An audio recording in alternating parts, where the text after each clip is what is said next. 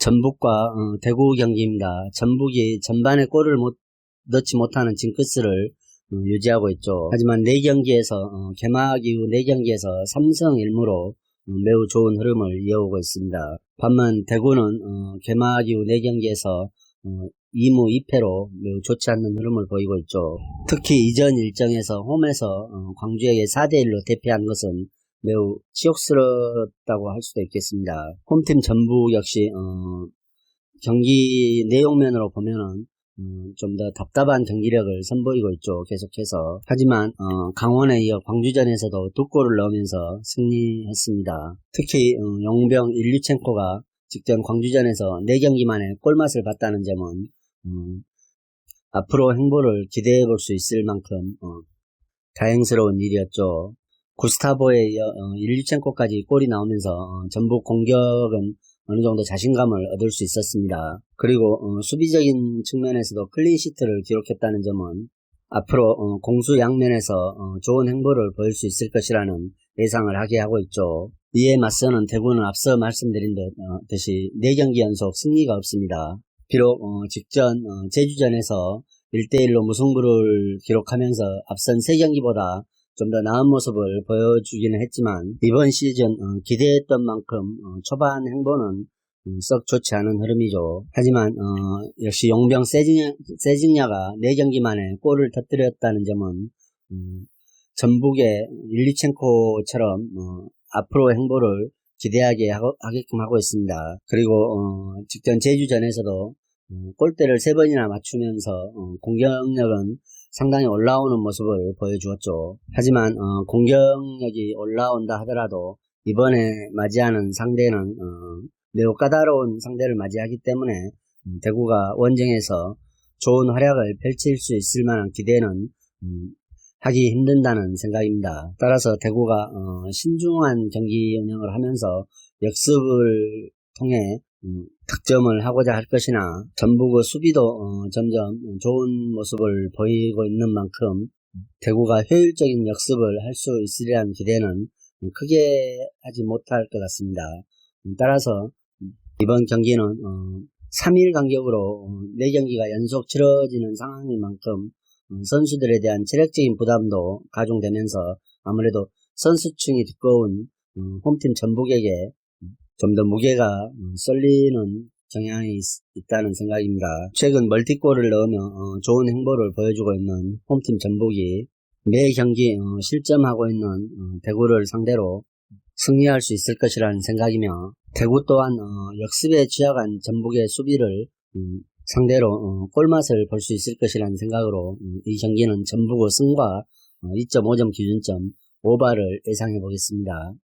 남자농구 부산 KT와 고양 오리온의 경기입니다. 양팀 다 최근 5경기에서 각각 3승 2패를 기록하고 있습니다. 양팀 다 직전 경기에 패하면서 KT는 2연승의 흐름이 끊겼고 오리온스는 2연패를 이어오고 있죠. 특히 부산 KT는 창원 LG와 맞대결에서 전반전에 많은 점수를 리드하고 있었지만 4쿼터에 들어서면서 선수들의 체력적인 문제가 발생하면서 연장 접전을 치르고 연장 접전 끝에 92대 90으로 패합니다. 따라서 이번 경기도 KT 주전 선수들의 체력적인 문제를 어떻게 관리하느냐에 따라서 경기의 승패가 좌우될 것으로 보입니다. 직전 LG전은 KT가 백투백 일정이라 체력적인 부담이 매우 컸던 부분이 있죠. 하지만 KT는 최근 3경기에서 평균 96.3점을 득점하고 있는 만큼 공격력에서 강점은 매우 뚜렷한 분위기입니다. 허운에서 양홍석으로 이어지는 삼각편대가 매경기 2자릿수 득점대를 유지하고 있고 용병 브라운 역시 매경기 좋은 모습을 보여주고 있죠. 그리고 최근 흐름에서는 벤치 자원들까지 몰아넣기가 가능하면서 주전들의 체력 안배와 닭공 농구를 선보이고 있습니다. 이에 맞서는 원정 오리온은 데본 윌리엄스 문제가 불거지고 있죠. 데본 윌리엄스가 거의 태업에 가까운 모습을 보여주고 있습니다. 외곽 슛만을 고집하면서 골밑에서 강점을 전혀 드러내 보이지 않기 때문에 팀의 골칫거리가 되어버린 상황이죠. 그리고 최근의 흐름에서 이대성 선수가 체력적인 문제를 보이면서 큰 난조로 인해 한 자릿수 득점에 그치고 부진한 모습을 보여주는 것은 매우 안타까운 현상이라 할 수 있겠습니다. 이대성과 용병의 부진이 이어지면서 팀 분위기 전체가 가라앉은 듯한 오리온이죠. 그 결과 승리할 때의 좋았던 득점력은 전혀 나오지 않고 있습니다. 따라서 오늘 경기는 최근 매우 좋은 득점력을 보유하고 있는 홈팀 KT가 역시 승리할 수 있을 것이라는 생각입니다. 오리온의 용병 윌리엄스가 외곽 플레이로 높이에 대한 장점이 사라진다면 KT의 스몰 라인업이 많은 공격 기회를 잡으면서 오리온을 상대로 좋은 모습을 보여줄 것이라는 생각입니다.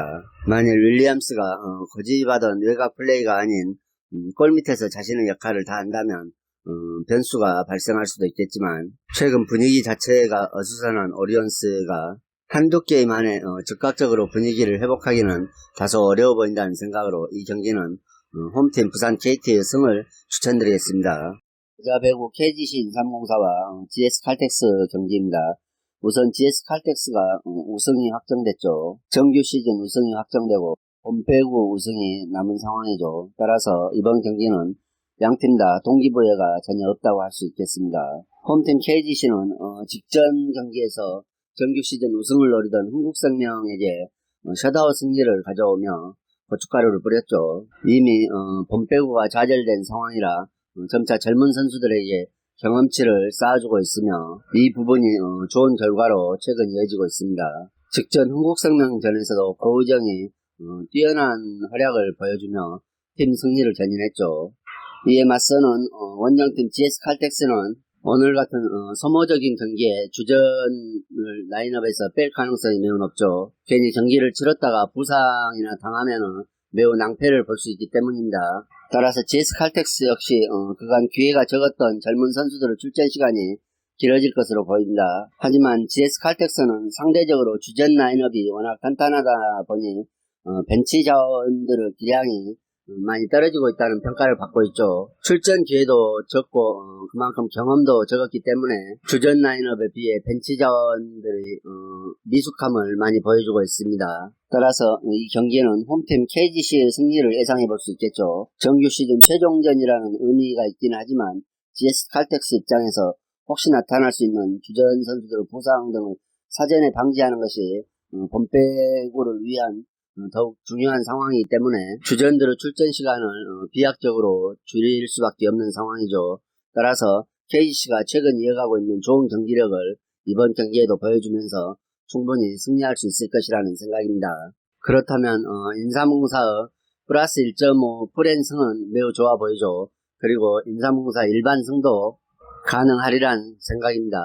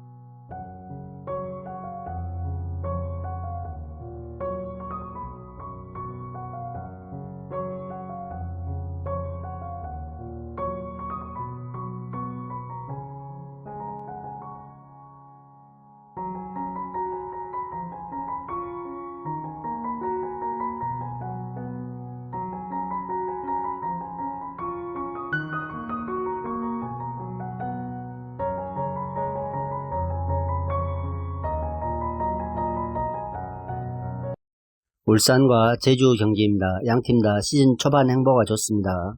홈팀 울산은 K리그 개막 후 4경기에서 무패 행진을 기록하고 있죠. 초반 상승세가 매우 매섭습니다. 포백 라인이 안정적인 수비를 선보이고 있으며 중원의 장악력도 매우 뛰어난 편이죠.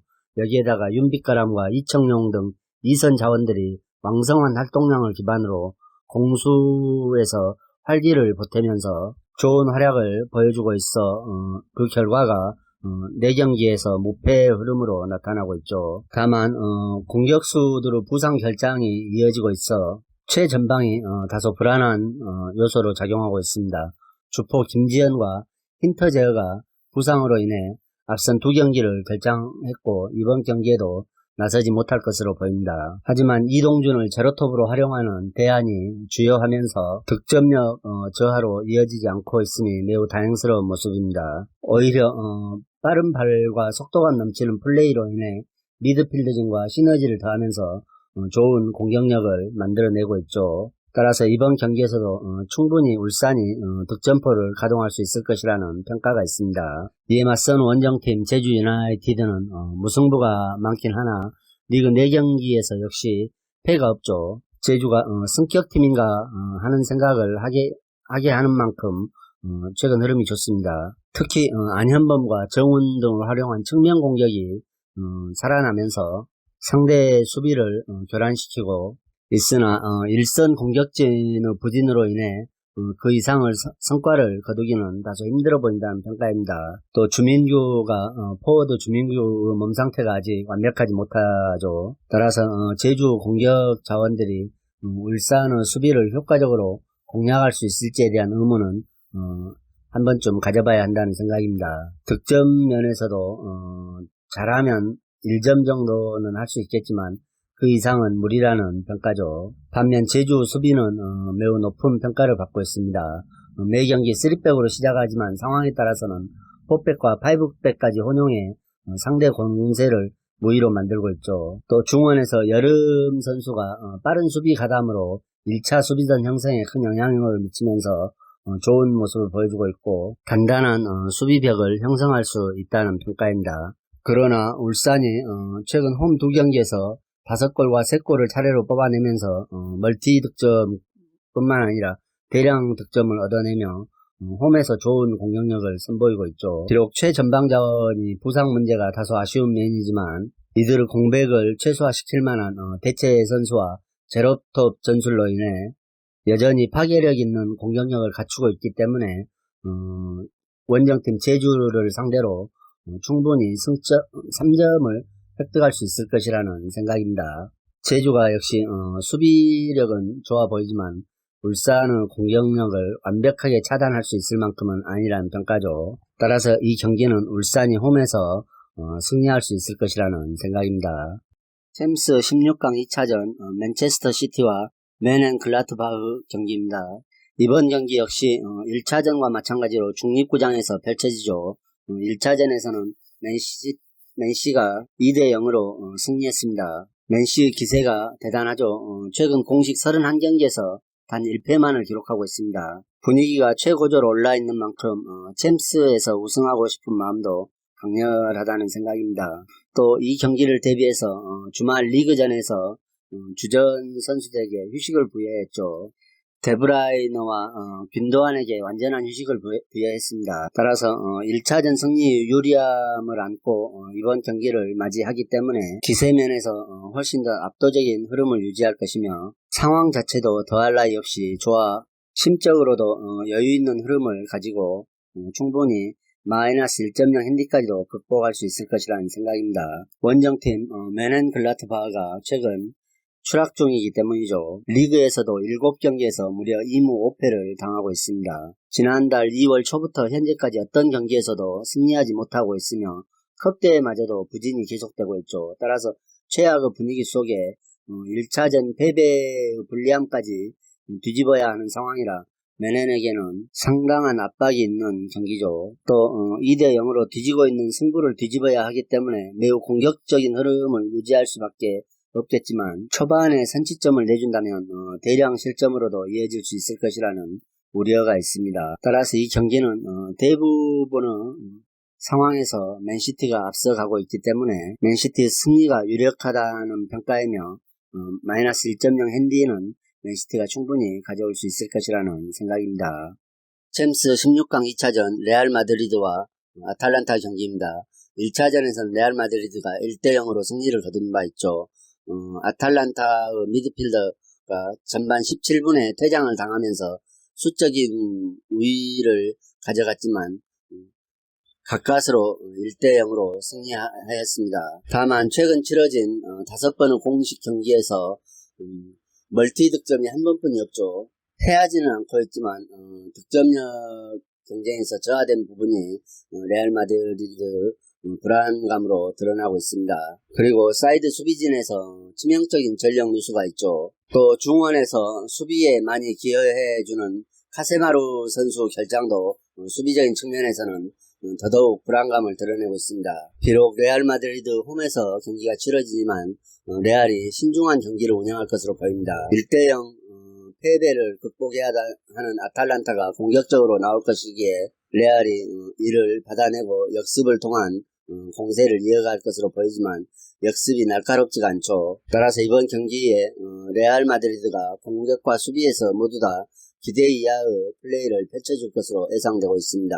원정팀 아탈란타는 인터밀란을 상대로 이전 경기에서 1대0 패배를 하긴 했으나 다른 일정에서는 멀티득점을 보여주며 승리를 이어오고 있죠. 따라서 이번 경기에 1차전 패배를 만회하고 8강으로 가기 위해 공격적으로 나설 것으로 보입니다. 아탈란타가 상대방의 사이드에서 생긴 전력 누수를 효과적으로 공략하고 리그에서 많은 득점과 도움을 기록하고 있는 자파타 선수와 무리엘 선수 활약을 기대하면서 공격력을 통해 승기를 잡을 수도 있을 것이라는 생각입니다. 따라서 이번 경기는 레알 마드리드가 마이너스 1.0 핸디캡을 받았기 때문에 아탈란타의 프랜승이 좋아 보인다는 생각입니다. 물론 네임밸류나 전력적인 측면에서는 레알 마드리드가 우수한 것은 사실이지만 허리에 생긴 공백이 매우 아쉬운 부분이죠. 그리고 최근 득점력이 많이 다운됐다는 점도 공격력에서 큰 기대를 할 수 없게 만들고 있습니다. 반면 멀티득점을 꾸준히 해주고 있는 원정팀 아탈란타는 여러 자원들이 득점에 가담해 공격적인 플레이를 늦추지 않을 것이며 상대의 역습도 효과적으로 막아낼 수 있을 것으로 보여 1차전의 패배를 서력하면서 승리할 수 있을 것이라는 예상입니다.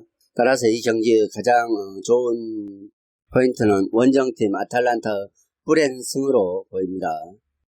이상으로 경기 분석을 마치겠으며 여러분들의 좋은 결과가 있기를 기원하겠습니다. 그리고 오늘의 분석이 여러분들에게 조금이나마 도움이 되셨다고 생각하면 구독과 좋아요도 꼭 부탁드립니다.